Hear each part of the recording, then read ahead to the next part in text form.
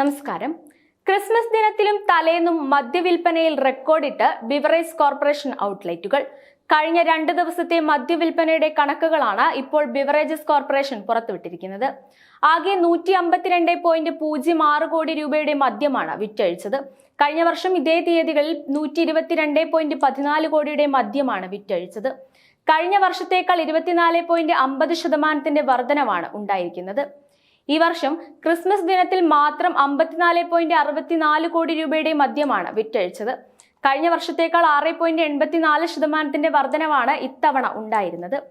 ഈ വർഷം ഡിസംബർ 24-ന് 71.40 കോടി രൂപയുടെയും വെയർഹൌസിലൂടെ 26.02 കോടിയുടെയും ഉൾപ്പെടെ ആകെ 97.42 കോടിയുടെ മദ്യമാണ് വിറ്റഴിച്ചത്.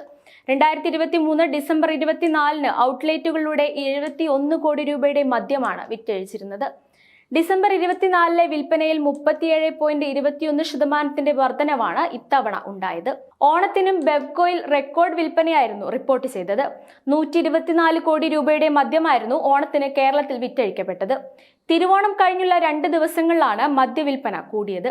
ബെവ്കോയിൽ നിന്നുള്ള അവസാന കണക്കുകൾ പുറത്തു വരുമ്പോൾ ഉത്സവ സീസണിൽ സ്ഥിരമായി മദ്യവിൽപ്പനയിൽ 1-ാം സ്ഥാനത്തെത്തിയിരുന്ന തിരുവനന്തപുരം പവർ ഹൌസ് റോഡിലെ ഔട്ട്ലെറ്റിനെയും കൊല്ലം ആശ്രമം ഔട്ട്ലെറ്റിനെയും ചാലക്കുടിയെയും പിന്തള്ളി ഇത്തവണ ഓണം മദ്യവിൽപ്പന ഏറ്റവും കൂടുതൽ നടന്നത് തിരൂർ ബെവ്കോ ഔട്ട്ലെറ്റിലാണ്. 5.59 കോടി രൂപയുടെ മദ്യമാണ് ഇവിടെ മാത്രം വിറ്റത്. 2-ാം സ്ഥാനം കരുനാഗപ്പള്ളി ഔട്ട്ലെറ്റിലാണ്. 5.14 കോടി രൂപയുടെ മദ്യമാണ് വിറ്റത്. 3-ാം സ്ഥാനത്തുള്ള തിരുവനന്തപുരം പവർ ഹൌസ് റോഡിലെ ഔട്ട്ലെറ്റിൽ 5.01 കോടിയുടെ മദ്യം വിറ്റു. ഉത്രാട ദിനം വരെയുള്ള വിറ്റുവരവിൽ കൊല്ലം ആശ്രമം ഔട്ട്ലെറ്റിലായിരുന്നു കൂടുതൽ മദ്യം വിറ്റഴിച്ചത്. തിരുവോണം കഴിഞ്ഞുള്ള 2 ദിവസങ്ങളിലെ കണക്കിലാണ് തിരൂർ ഔട്ട്ലെറ്റ് മുമ്പിലെത്തിയത്. ഓരോ ജീവിതവും ഓരോ കഥകളാണ്, വേറിട്ട കഥകളുടെ ഒരു കൂട്ടായ്മ. വേണമെങ്കിൽ നമുക്കതിനെ ഒരു നോവലെന്ന് പേരിടാം. അതുപോലൊരു നോവലല്ലേ നിങ്ങളുടെ ജീവിതവും? എന്താ, ശരിയല്ലേ? നിങ്ങളുടെ അനുഭവങ്ങൾ, കഥകൾ എന്തുമായിക്കൊള്ളട്ടെ, അത് കേൾക്കാൻ DNA ന്യൂസിലൂടെ ഞാൻ എത്തുന്നു. കഥ പോലൊരു ജീവിതം, അതിനായി ഞാൻ നിങ്ങൾക്ക് വേണ്ടി കാത്തിരിക്കുന്നു. നമുക്ക് ഒന്നിച്ച് കാണാം, കുറേ കാര്യങ്ങൾ സംസാരിക്കാം, വേദനകൾ പങ്കിടാം.